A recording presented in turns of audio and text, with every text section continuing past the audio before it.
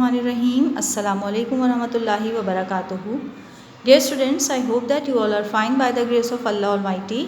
मुझे उम्मीद है आप सब खैरियत से होंगे और अपना होमवर्क डेली बेसिस पे कर रहे होंगे और साथ साथ लर्निंग भी कर रहे होंगे ताकि आप बर्डनाइज ना हों, आप पे एक साथ बर्डन ना आए, थोड़ा थोड़ा सा लर्निंग साथ साथ करते रहिए. Okay students, what we did yesterday, we had started our new lesson number 11 and the name of the lesson was prepositions. कल हमने क्या स्टार्ट किया था? कल हमने अपना यूनिट 11 स्टार्ट किया था जिसका नाम था prepositions और अब आप इस नाम से अच्छी तरह अवेयर होंगे. आपको अब पता है कि prepositions किसको कहते हैं, prepositions का क्या यूज़ होता है. Prepositions tells us about position of a noun. जी, कल हमने ये सीखा था कि कौन कौन सी पोजीशंस के लिए क्या वर्ड्स और क्या प्रपोजिशंस को हम यूज़ करते हैं. और कल आपको जो होमवर्क दिया गया था वो आपको प्रपोजिशंस का दिया गया था. You have to make a title page of propositions first. आप अपनी मर्ज़ी से किसी भी स्टाइल में टाइटल पेज बना सकते हैं. ये ज़रूरी नहीं है कि जैसा आपको शो किया जाए आप वैसा ही टाइटल पेज बनाएं. आपको लेसन की हेडिंग देनी होती है, यूनिट नंबर मेंशन करना होता है टाइटल पेज में, तो टाइटल पेज डिफरेंट भी हो सकता है. आप किसी भी स्टाइल में यूनिट नंबर और यूनिट नेम मेंशन कर सकते हैं. ओके, इसके लिए इतना ज़्यादा आपको परेशान होने की ज़रूरत नहीं है कि title page as it is होना चाहिए जैसा शो किया जा रहा है. तो आप अपनी मर्ज़ी से डिफरेंट स्टाइल में टाइटल पेज बना सकते हैं. And this was the homework. ये आपका कल का काम था. You had to note down the words from the word bank. आपको वर्ड बैंक में जो वर्ड्स दिए गए थे पेज नंबर 65 पे उनको नोट करना था, कॉपी डाउन करना था. और आई होप कि आपने बिल्कुल इसी तरह से इन वर्ड्स को नोट कर लिया होगा.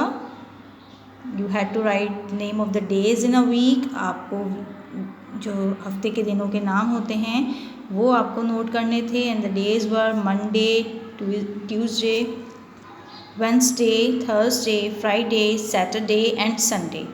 एंड एक चीज़ आपने नोट की होगी कि all the name of the days are started with capital letter. हमेशा जो है वो वीक डेज़ के नाम जो होते हैं उनको हम कैपिटल से ही स्टार्ट करते हैं, हम इन्हें स्मॉल लेटर से स्टार्ट नहीं करते. ओके, इस बात को आप हमेशा याद रखेंगे. You have to keep it in your mind.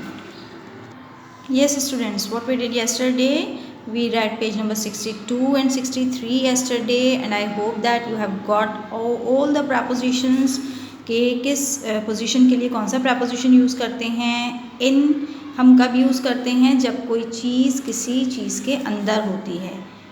Like the rat is in the box. ठीक है. ऑन जब कोई चीज़ किसी चीज़ के ऊपर होती है. इन फ्रंट ऑफ मीन्स सामने, बिहाइंड पीछे, अंडर नीचे, ओवर ऊपर. बट आपको डिफरेंस बताया था ऑन और ओवर का कि ऑन पे अगर कोई चीज़ ऊपर होती है तो वो उस सरफेस से टच कर रही होती है, जबकि ओवर में अगर कोई चीज़ ऊपर होती है तो वो उस सरफेस से थोड़ा फासले पर होती है, टच नहीं कर रही होती. नियर करीब और अवे दूर. इसी तरह आपने एक और प्रपोजिशन भी पढ़ा था पेज नंबर 63 पे, बिसाइड. और बिसाइड के मीन्स हमने क्या पढ़े थे? जब कोई चीज़ किसी चीज़ के बराबर में हो. ठीक है. Yes students, moving to the next activity on page number 64. Open page number 64. इस पेज पे जो एक्टिविटी आपके पास है, this is ask and answer. You have to answer what I will ask you. जो चीज़ मैं आपसे पूछूंगी, जिस भी ऑब्जेक्ट की पोजीशन आपसे पूछूंगी, आपको उसका आंसर करना होगा. I am giving you the example. Like if I ask you where is the computer? जी, कंप्यूटर कहाँ है? So how will you answer?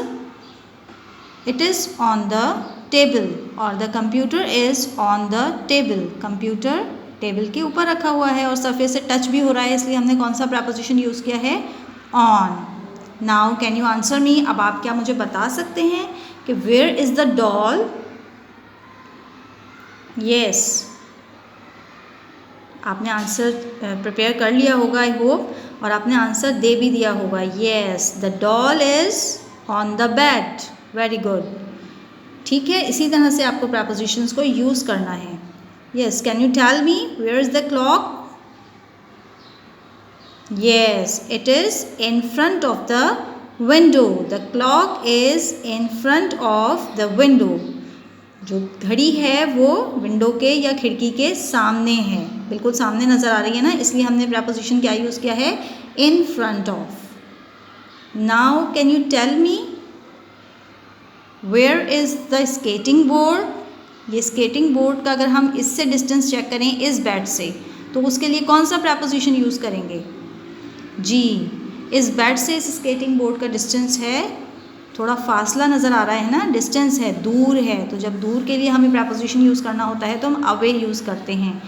Skating board is away from the bed, skating board bed से दूर है। और अगर मैं इस बेड की बात करूं तो हम क्या सेंटेंस बना सकते हैं, skating board is near the bed, दूसरे बेड से करीब है तो हम उसके लिए क्या सेंटेंस मेक कर सकते हैं, skating board is near to the bed or near the bed. Then one more question, can you tell me where is the balloon? जी, बलून कहाँ पे है? We can say it is over the window, ये balloon जो है अगर window से इसका डिस्टेंस चेक करें तो ये बलून विंडो के ऊपर है और ये सरफेस से टच भी नहीं कर रहा है विंडो की, तो we can say it is over the window. ये जो ऊपर का डिस्टेंस होता है ये पूरा एक जगह से दूसरी जगह कोई चीज़ गुजर रही होती है तो उसके लिए हम प्रपोजिशन ओवर यूज़ करते हैं। Okay students, now I think I am sure इंशाल्लाह you all have got what I have taught you. मैंने आपको क्या सिखाया है, प्रपोजिशन की कौन सी पोजीशन के लिए कौन सा प्रपोजिशन यूज़ करते हैं। उम्मीद है आप अच्छी तरह सीख गए होंगे। Moving to the next activity, yes our next activity is we have to answer by writing the correct preposition. हमें सूटेबल प्रपोजिशन को ब्लैंक में पुट करके सेंटेंस को कंप्लीट करना है। Now you have been shown a picture, आपको एक picture दिखाई जा रही है और आपको उससे आइडेंटिफाई करना है कि which preposition can be use, हम कौन सा प्रपोजिशन इस्तेमाल कर सकते हैं।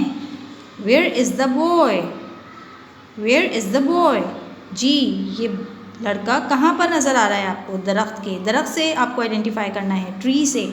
जी, तो ये दरख्त के नीचे खड़ा हुआ है और आपको हमने बताया था कि नीचे के लिए कौन सा प्रपोजिशन यूज़ किया जाता है अगर कोई चीज़ किसी के नीचे हो।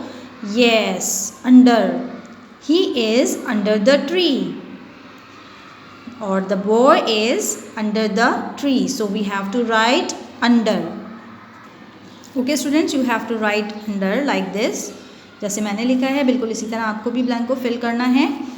Yes, moving to the next picture, where are the apples, जी सेब कहाँ हैं, दे आर, येस बास्केट के अंदर रखे हुए हैं, बास्केट के अंदर हैं तो क्या यूज़ करेंगे, they are in the basket, they are in the basket. Yes, आपने इसके लिए कौन सा प्रपोजिशन यूज़ किया, in. Now where is the car, ये कार कहाँ है, पीछे है, पीछे के लिए हमने आपको प्रपोजिशन बताया था और मुझे उम्मीद है आपको याद होगा कि जब कोई चीज़ किसी चीज़ के पीछे होती है तो उसके लिए कौन सा प्रपोजिशन यूज़ किया जाता है। You have to fill the blank yourself, आपको इस ब्लैंक को खुद फिल करना है, ठीक है। और अगर अभी याद नहीं आ रहा होगा तो आपको क्या करना होगा, you have to watch the previous video again, जो कल वाली वीडियो थी प्रपोजिशंस की उसको दोबारा देखिएगा, इंशाल्लाह you will get the answer, ठीक है। Now let's move to our next activity which is on page number 66. Page number 66 पे हमारे पास एक और एक्टिविटी है and all the words are written in jumbled order. आपको नज़र आ रहा है कि सारे वर्ड्स जम्बल्ड ऑर्डर में लिखे हुए हैं, मिक्स्ड हैं, you have to arrange them, आपको इनको अरेंज करके सूटेबल वर्ड बनाना है। तो let's start the activity. Yes students, in this activity we have been given name of days in a week, और ये हमने कैसे पहचाना कि ये नेम ऑफ डेज़ हैं। इसमें जो है वो एक हमें सब में एक चीज़ कॉमन नज़र आ रही है, DAY डे, इन्होंने जो है वो सीक्वेंस में दिया हुआ है, ऑलरेडी अरेंज्ड है, ठीक है। तो डे सबके एंड में आता है, हमें पता है Monday, Tuesday, Wednesday, Thursday, Friday, Saturday, Sunday. तो डे हम इन दी एंड यूज़ करेंगे और जो हमें एक चीज़ नज़र आ रही है, there is one capital letter, तो एक कैपिटल लेटर जो है इसका मतलब है कि we have to start with that letter, हमें उससे ही जो वर्ड को स्टार्ट करना है। तो अब आपको कुछ शायद क्लियर हो रहा होगा कि एफ़ से कौन सा नेम ऑफ द डे आता है, अभी आपने वर्ड बैंक में लिखा था ना, तो इंशाल्लाह आपको याद आ गया होगा कि एफ़ से कौन सा नेम ऑफ डे आता है। जी फ्राइडे आता है, तो हम स्टार्ट करते हैं Friday, FRIDAY, Friday. So I have written, इसको मैंने अरेंज करके लिखा है और आपने देखा कैपिटल से स्टार्ट किया है, DAY इन दी एंड आ रहा है और बाकी spelling according to the pronunciation हमने अरेंज कर दी है, यानी जैसा हम रीड कर रहे हैं उसी तरह से fry, FRI, fry and DAY। और आप इस तरह भी कर सकते हैं कि आप इन लेटर्स को इन दी एंड काउंट कर लें कि आपने सारे लेटर्स को प्रॉपरली अरेंज कर दिया है। जैसे कि हमने देखा कि फ्राइडे में 6 लेटर्स हैं, 1 2 3 4 5 6, और हमारा जो आंसर है उसमें भी 6 लेटर्स हैं, 1 2 3 4 5 6। ये आपको जब आसानी हो जाएगी जब आपके पास न्यू वर्ड्स आएंगे और उनको अरेंज करने का ये तरीका होता है। ठीक है, अभी तो एक चीज़ क्लियर हो रही है कि नेम ऑफ डेज़ है, तो आपको इतनी ज़्यादा प्रॉब्लम इंशाल्लाह नहीं होगी। नेक्स्ट वर्ड जी, TASURDAY, एस से स्टार्ट करेंगे and day in the end आएगा, और TAUR, it means that the day is, the name of the day is Saturday. ठीक है जी, बिल्कुल इसी तरह से आपको फिर according to the spelling arrange करके लिखना होगा। और इसके साथ ही फिर आप क्या करेंगे, इसी तरह बिल्कुल सारे वर्ड्स को अरेंज करेंगे, जो जंबल्ड वे में दिए हुए उनको प्रॉपरली सीक्वेंस में अरेंज करके एक सेंसिबल वर्ड बनाएंगे। और करेक्ट स्पेलिंग आप पीछे वर्ड बैंक से चेक भी कर सकते हैं कि आपने करेक्ट स्पेलिंग यूज़ की है या नहीं। Okay, now moving to the next activity which is our revision time.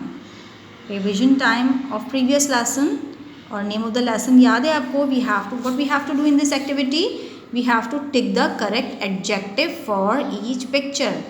आपको हर पिक्चर के लिए करेक्ट एडजेक्टिव को क्या करना है, यस टिक मार्क करना है। हमें टिक मार्क करना है जो भी हमें पिक्चर के अकॉर्डिंग एडजेक्टिव सही लग रहा होगा। और एडजेक्टिव्स आपको पता है ना, they can tell the quality and quantity, तो और बहुत सारी चीज़ें बताते हैं जो आपको टीचर ने बताई थी, तो हम उन्हीं को रिकॉल करते हुए जहन में लाते हुए एक्टिविटी को सॉल्व करेंगे। Yes, first picture is of bitter gourd, और आपको पता है बिटर गॉर्ड क्या होता है, और आपको पिक्चर से भी नज़र आ रहा होगा। जी हाँ, हम करेले को बिटर गॉर्ड कहते हैं। और बिटर गॉर्ड स्वीट होता है या बिटर होता है, ये तो इसके नेम से ही हमें आइडिया हो रहा है, और आपको पता भी है कि bitter gourd is not sweet, it's bitter, यानी कि कड़वा होता है। So we have to tick mark the correct answer bitter. Okay, like this. Now second picture is of a bread and a knife, और हमें नाइफ की quality बतानी है, whether the knife is sharp or blunt. sharp means आपको बताया था, sharp means जब छुरी तेज़ हो, और blunt means जब वो खुरदुरी हो, यानी उससे कोई चीज़ कट नहीं हो रही हो, यानी कि वो काटने के काबिल ना हो। पिक्चर में हमें नज़र आ रहा है कि नाइफ से ब्रेड कट की जा रही है, it means that the knife is sharp. Yes, very good, आपको भी इसी तरह से आइडिया लेना है। Yes students, you have to solve the remaining exercise yourself. आपको बाकी एक्सरसाइज को इसी तरह पिक्चर से आइडिया लेके खुद सॉल्व करनी है। नेक्स्ट पिक्चर में आपको बॉयज़ नज़र आ रहे हैं and I think they are fighting. Yes, a boy is throwing some water. Yes students, ये बॉय क्या कर रहा है, ये तो पानी फेंक रहा है, तो is he a good boy और बैड बॉय, आपको खुद डिसाइड करना है। ठीक है, इन the next picture boy is walking, so is he active और लेज़ी, आपको ये बॉय एक्टिव लग रहा है या लेज़ी लग रहा है। And in the next picture we can see a turtle, आपको एक टर्टल नज़र आ रहा है, और आपको it is famous for its speed, ये अपनी स्पीड से ही फेमस है, मशहूर है, जाना जाता है। तो आपको आइडिया करना है, इज़ इट फास्ट और slow. Then we can see a clown in the picture, हमें एक क्लाउन नज़र आ रहा है पिक्चर में, और आपको पता है कि क्लाउन की क्या क्वालिटी होती है, इज़ अ क्लाउन फनी और सीरियस। तो ये आप डिसाइड करेंगे और टिक मार्क करेंगे करेक्ट आंसर को अपने होमवर्क में। Okay students, I hope that you all have got what we have learn today. आज हमने क्या सीखा आपको अच्छी तरह से समझ आ गया होगा। Now it's time to note down the homework. Okay students, note down the homework. You have to do exercises of page number 64 and 66 of unit number 11। आपको बुक में ही एक्सरसाइजेज सॉल्व करनी है जैसे कि हमने बताया आपको। इंशाल्लाह see you in the next class. Till then अस्सलामु अलैकुम व रहमतुल्लाहि व बरकातुहू।